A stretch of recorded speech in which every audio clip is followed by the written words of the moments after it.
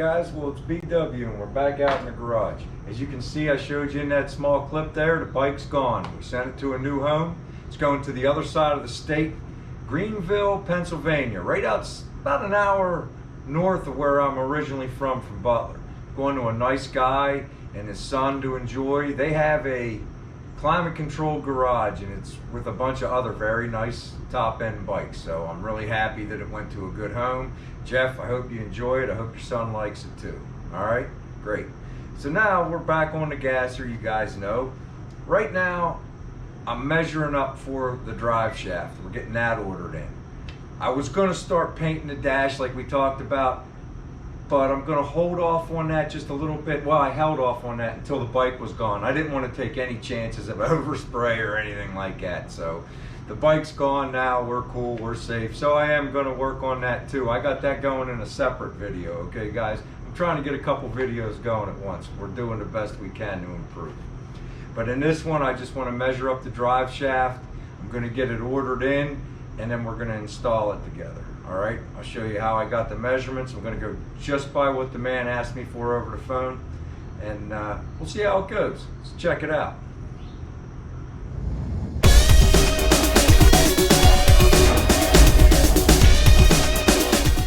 All right guys, well I'm under the car. I'm getting ready to pull this rubber plug out that came with the transmission. I'll show you real quick. I almost got it out and I think a little bit of fluid's gonna come. See this dust boot stays, but this was sent, it's like a plug that they send that like keeps the fluid, the whatever residuals they had in there when you're putting a transmission in. Well, I filled this transmission up whenever we started the engine, but I need to get my measurements for the drive shaft. But so I have to take this plug out, and like you see, I almost have it out, but as soon as I bring it out, I already know fluid's gonna come, because as soon as I went to pull it a little bit, fluid came. So we'll do it together and watch what happens. Hopefully I read what I was supposed to do correctly, but it's tight in there. I know there's a seal way inside of there, but there was no way to put a yoke in. I know that this has to come out. It's just a matter of getting it out. It's really in there. There's a little bit of fluid. That's not too awful bad. You guys can see, let me bring this down. You can see there's the rubber boot that they had in there, and then your yoke goes in there. So there's this one has a dust cover, and the guy I'm gonna have build me the drive shaft specifically asked me if it had a dust cover, and it does. All right, so there you go. So what he asked me to do was, because he knows what yoke he wants to use, he knows everything, he knows the float and everything he wants. So I need to get him a measurement from the, I guess this tail shaft right here. I'm going to call him and specify this or this, the aluminum case. I think he said this, so we're going to say that for sakes of argument. If he says something different, I'll let you know. And then I got to jack up the back, okay, and I got to turn the yoke. He wants me to turn the yoke to 3 and 9 o'clock, and then he wants a measurement of the furthest point in right here. All right, and he says he can make me a drive shaft from that. And by the way, we're getting an aluminum drive shaft, and he's the same gentleman who makes the shafts for the Philadelphia chapter of the Street Outlaws. So that's kind of cool. So we're getting an all aluminum drive shaft. We're gonna have it built up. When I'm gonna jack this car up, we'll get the measurements, and I'll bring you guys back in. All right, I'm just kind of doing this video on the fly. Figured you guys wanted to come along and see what's going on. All right. My phone. All right, guys. Well, I jacked up the back. I didn't bring you for that. No sense in making you watch me jack up the back of the car. And I put the yoke at, oh, it moved a little bit. It's at 3 and 9 o'clock, right? And the measurement that the drive shaft guy wanted from me was from the tip of the output shaft right here on the transmission. Like I said, right to this, where the bearing cap goes right here. Okay, and that come out to 56 1/4. Okay, so that's that measurement. And the other measurement I took for him was I took a piece of wire here, a coat hanger, and I cut it and got it straight. And we went in very gently until it touches, right on one of the splines. If I can get it to do it. And then marked it, and the measurement that goes in until it touches there is 8 3/4. So those are the measurements he wants from me, and he tells me he can build me a drive shaft from that. I'm sure he can. You guys all know from watching, you know, you got to have float for when the rear goes up and down. So you want, like, I don't know, is it 3/4 or 1 inch? I guess he does all that math. He told me he'll have it done in a week, and he said I'll be very happy, and he said that's the only measurements he needed from me.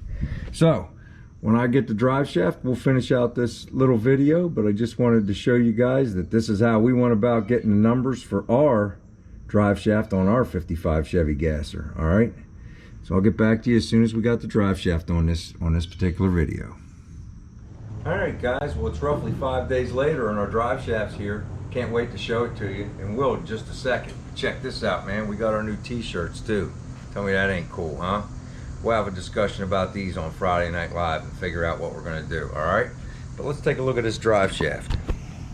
It's from CCC Parts, Truck Parts, I guess. Rodney made this for me from down there. It's a local shop. He makes the drive shafts for the local Street Outlaw chapter of the Street Outlaws. All right, you might have seen them. They raced those Memphis boys. All right, nice strong universals, beautiful welds. Super lightweight, guys. I can't even describe how light it is. I think the transmission yoke weighs more than the drive shaft does. This 31 spline, all right, go right into our transmission. We got our saddle bolts here for the rear yoke. So let me get set up, and we'll get underneath the car and see what we could do. Just wanted to show you guys it before we put it in. Really nice. Alright, guys, I'm not exactly sure what you can see, but I'm going to try to slide this yoke up in, and then we'll take a look at what we got to do in the back. I'm probably going to have to jack up on it to, you know, get the yoke lined up just so. But bear with me for a second. I'm just going to try to slide this in. I'm trying to let you guys be here for that too. I just don't know what you can see and what you can't see. I just got the camera back there. It's kind of dark under here. Hoping you can see something. Alright.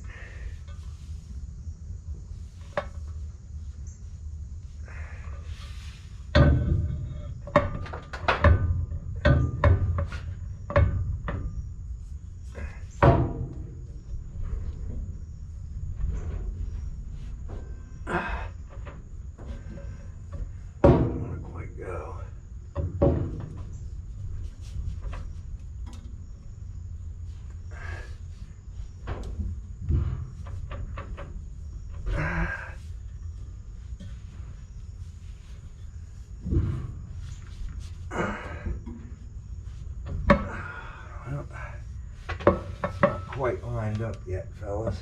Hey guys, well, it's actually 2 days later. We had to take the drive shaft back down to the manufacturer and get the yoke changed out. I called him up, he went through his notes, and he immediately spotted the problem. Let me show you what was going on.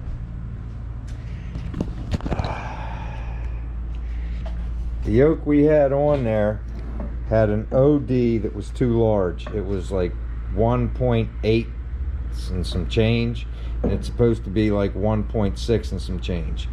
So I was reaching out on the internet the night before I could get a hold of the man, and I was getting input from people on the internet, and I heard all kinds of interesting things. Like, you see this, find it right here for you. See how it's missing a tooth or a spline right here? That's by design. I had people trying to tell me it was a keyway or something like that, and that's not the case. The only purpose that serves is to release air when the yoke is moving in and out on the input shaft, or excuse me, the output shaft of the transmission. It's just an air relief, that's it. Because we're going to put some grease in there and pack it up, but that's later on. So that's what it was, and we're going to get under the car and we're going to put this in together just to verify that it fits. But that's what was going on, and that's why I stopped the video right there underneath the car. All right, let me sit back up and we'll get back under the car. Be right back. All right, guys, we're right back where we were a minute ago. Well, for you guys, it was a minute ago. For me, it was a couple days ago. All right, so I got the drive shaft here. And like I say, you guys know they should slide right in. So let's bring it up. I don't know how well you can see the lighting and everything, but we're doing the best we can to show you what we can. Bring the yoke up in there and find the spot.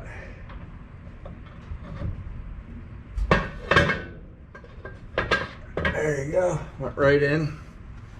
I'll bring this over.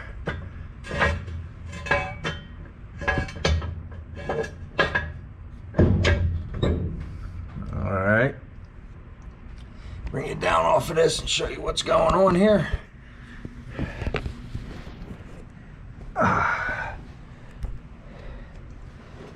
There's our yoke, got a little bit of fluid right there, that's all right. Got cleaned off. Right here. So our yoke's all the way in, okay? And it's, you guys saw how easily it slid right in there. I didn't put any grease on the splines yet because I'm gonna pull the drive shaft back out. My buddy Phil had an idea. He thought maybe I should polish this thing till it looked like chrome and then powder coat it clear. I don't know about the powder coating part after I thought about it because of the heats and stuff, but you know, paint it clear or something, or at least polish it so it matches the rims. It'll look really sharp like a jewelry piece. It is a really nice drive shaft.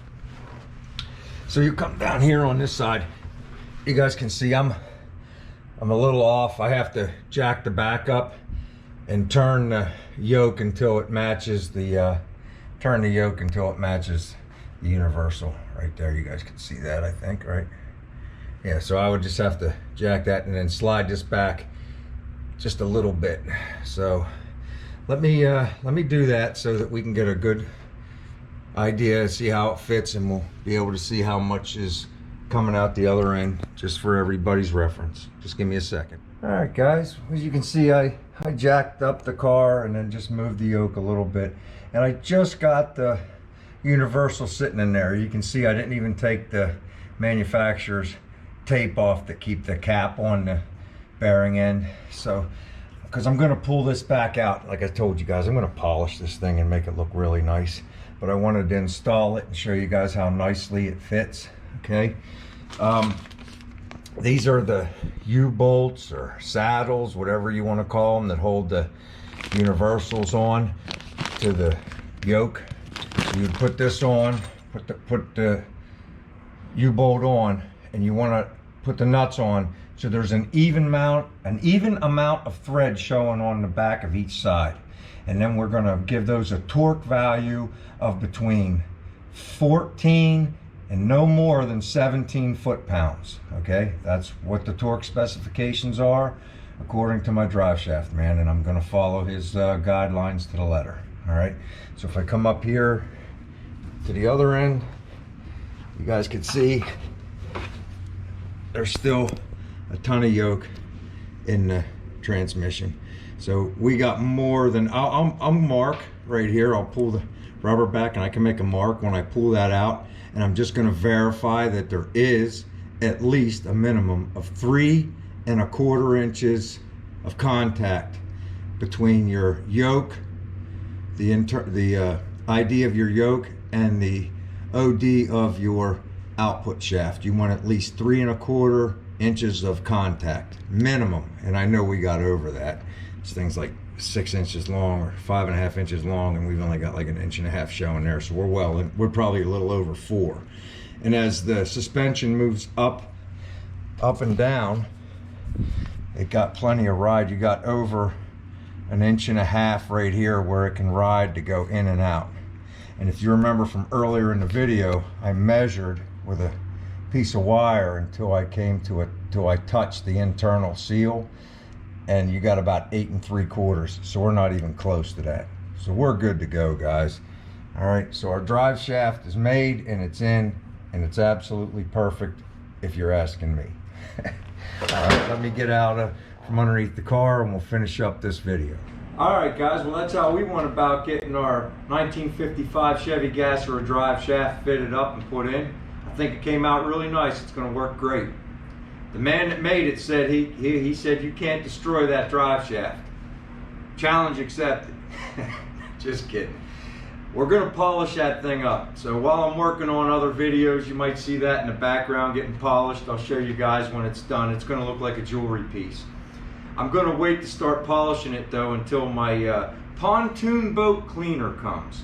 Rick, you guys know Rick from our Friday Night Lives, Poor Possum Speed Shop. He suggested I clean it with the pontoon solution first and see how it comes out and then take it from there. So I'm going to take that man's advice. That's what I'm going to do. Thanks, Rick. And while we're at it, you might want to take a look. He's just starting his channel up. He's just getting going. He's very new at it, but he's doing a great job. So I'm going to stick a link right here, right now. Why don't you guys go ahead and take a look at seeing what he's got going on. Another channel I would like you guys to take a look at, I told you about it on Friday Night Live, and I'm going to tell you again one more time, is Don's Hot Rod Garage. I love that guy's stuff. He's got two beautiful cars that are Nomads. They're 55 Nomads. They're gorgeous. And he has a third car over on the side, a convertible 1955 Chevy. So the guy's after my own heart. He's a 55 guy just like I am and a lot of you are. So I encourage you to check his channel out. And there's a link for that one right there. Alright, so that's all I got for you guys. I hope you enjoyed this video and found it instructive. I learned a lot making this video. I really did. It's like every job I do on this car, I learn a lesson, and I usually learn it from the vendor I'm dealing with. Like the drive shaft man explained everything to me that I in turn explained to you. Alright, so I hope you guys found this entertaining. If you did, man, hit the like button. If you haven't subscribed yet, why don't you please do that and tell a friend about it. Let's grow this thing. Take care, everybody.